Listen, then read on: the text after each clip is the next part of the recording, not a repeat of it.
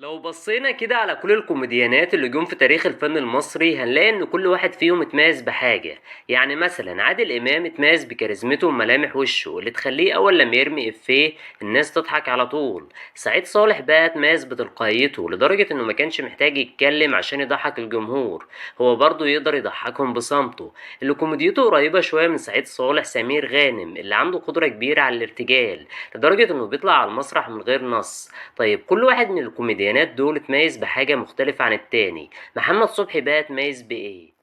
في الحقيقة محمد صبحي يمكن يكون هو الأقل كوميديا من بين كل دول، مش معنى كذلك إن صبحي دمه تقيل. صبحي زي ما قال عليه سمير غانم كوميديته مختلفة وبتحتاج إن المشاهد يكون مثقف وذكي، وده حقيقي جدا، واللي شاف أعمال محمد صبحي يقدر يشهد بده. صبحي ممثل قوي جدا وينفع كمان يمثل تراجيدي أكتر من الكوميدي.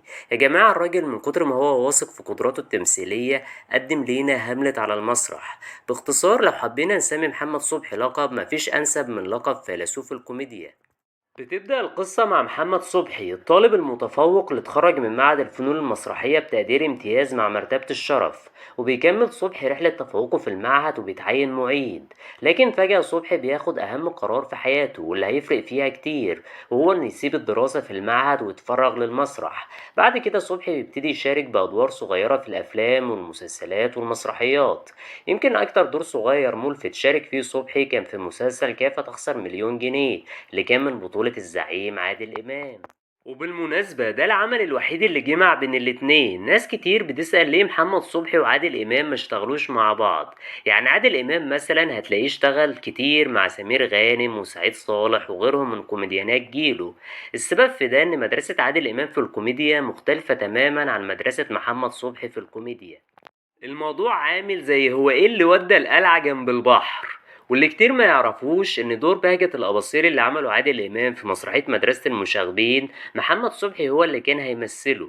في سنة 1980 بياخد صبحي الخطوة الاهم ليه في مشواره الفني لما بيأسس فرقة استوديو 80 مع صديق عمره الكاتب لينين الرملي اللي ناس كتير بتعتبره شريك نجاح صبحي. الاتنين مع بعض قدروا يقدموا لينا مجموعة من المسرحيات الناجحة. أبرز المسرحيات دي طبعا الجوكر وانت حر والهمجي والبغبغان وتخاريف. أفضل مسرحية قدمها صبحي طبعا كانت الهمجي.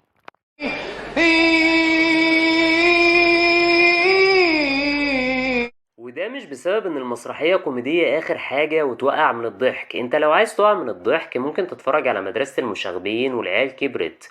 موضوع مسرحية الهمجي هو اللي كان حلو وما تناقش قبل كده في المسرح المصري ولا تقدم بالطريقة دي. قصة الهمجي بتبدأ معانا لما بنشوف مجموعة من الشياطين والملايكة بيعملوا تحدي انهم يختاروا انسان صالح ما بيعملش اي خطيئة. فيا ترى مين اللي هيكسب التحدي ده، الملايكة ولا الشياطين؟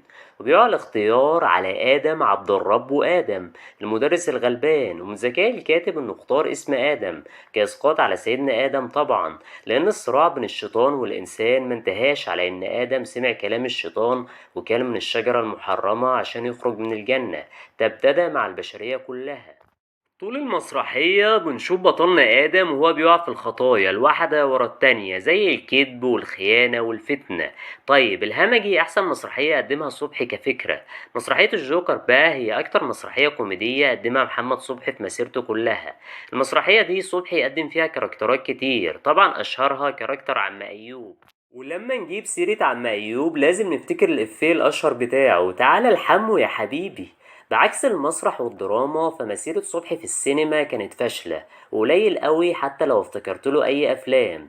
في الدراما بقى محمد صبحي قرر يكتب مجده بأعمال مهمة زي رحلة المليون اللي اتعرض سنة 1984 وشفنا فيه شخصية الفلاح الأشهر سنبل.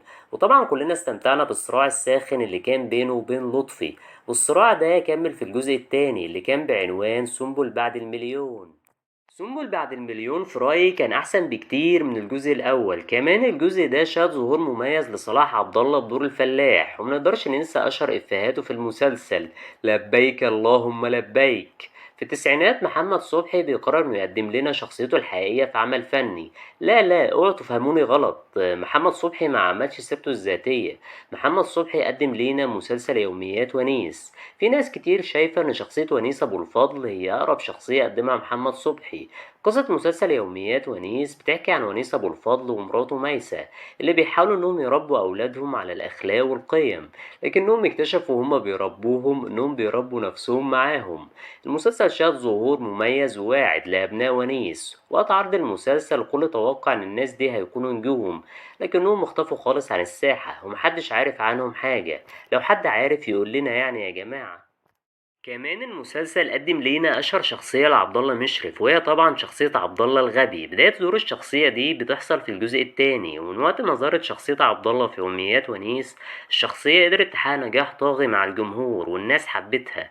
وبسبب النجاح الكبير ده في منتج من المنتجين بتوع افلام المقاولات كان تقريبا عرض على عبد الله مشرف انه كان عايز ينتج له فيلم من بطولته هيظهر فيه بشخصيه عبد الله. اسم الفيلم كان عبد الله يتحدى الانترنت. قالوا ده احنا في بيتنا. خلاص خلاص يا ونيس، عزمتهم وخلاص. حسبي الله ونعم الوكيل. بعد كده الحمد لله حبوه جدا وقتها انه عايز تبقى بطل وكده كأن في حرب، يعني انا مش واخد. وواضح أوي من العنوان إننا كنا هنشوف مسخ فني بامتياز، والحمد لله إن عبد الله مشرف رفض يعمل الفيلم ده ويرضى بقدره إنه لازم يكون بطل تاني. موضوع عبد الله مشرف ده فكرني بهشام إسماعيل لما عمل بطولة فيلم فزاع، وطبعا الفيلم كان كارثة فنية. في الدراما محمد صبحي قدم لينا سنة 2002 مسلسل فارس بلا جواد، المسلسل اللي شفنا فيه موهبة صبحي في الكتابة، ولأن محمد صبحي دايما بيتحدى نفسه فهو في الجوكر اتنكر وغير من شخصيته وقدم لنا 3 شخصيات، لكن في فارس بلا جواد قدم لنا أكتر من 15 شخصية، ومن خلال الشخصيات دي شفنا قدرات محمد صبحي الكوميدية. قصة المسلسل بتحكي لينا عن الثعلب البطل الشعبي اللي مدوخ الإنجليز ومش عارفين يمسكوه. برغم نجاح صبحي الكبير في مسيرته إلا إن في ناس كتير في الوسط ومن اللي اشتغلوا معاه كمان قالوا عليه إنه شخص صارم جدا وديكتاتور، لكن سواء حبيته أو كرهته ما تقدرش تنكر إن محمد صبحي هو أكتر ممثل مسرحي تحب تشوف له مسرحيات، مش عشان تستمتع بالكوميديا اللي فيها بس، عشان تستمتع كمان بالمضمون والحدوتة. سامعين كلامي يا بتوع مسرح مصر؟ والله انا عارف ان كلامي مش هيعجبكم. حاليا بقى محمد صبحي لا بيشارك في السينما ولا في التلفزيون، هو متفرغ لبيته الاول المسرح. اخر مسرحية قدمها كانت مسرحية خيبتنا. سمعنا كتير عن ان محمد صبحي هيقدم جزء تاسع من يوميات ونيس، والجزء ده هيكون عن مخاطر السوشيال ميديا زي التيك توك وغيره، بس المشروع دوت اتأجل. بس قبل ما اقفل الفيديو بقى يا ريت تقولولي اكتر مسرحية ولا مسلسل بتحبوهم لمحمد صبحي، مستني رأيكم في التعليقات. لو وصلتوا لحد هنا يبقى اكيد الفيديو عجبكم، فياريت ما تنسونيش بلايك واشتراك في القناة، وكمان ياريت تفعلوا زر الاشعارات عشان يوصلكم كل جديد. انا رجلا لقتلته. المعرفة ان تتأكد من جهلي. لو عجبكم الفيديو دوسوا لايك واشتركوا في قناة المشخصاتي عشان تشوفوا كل جديد المشخصاتي.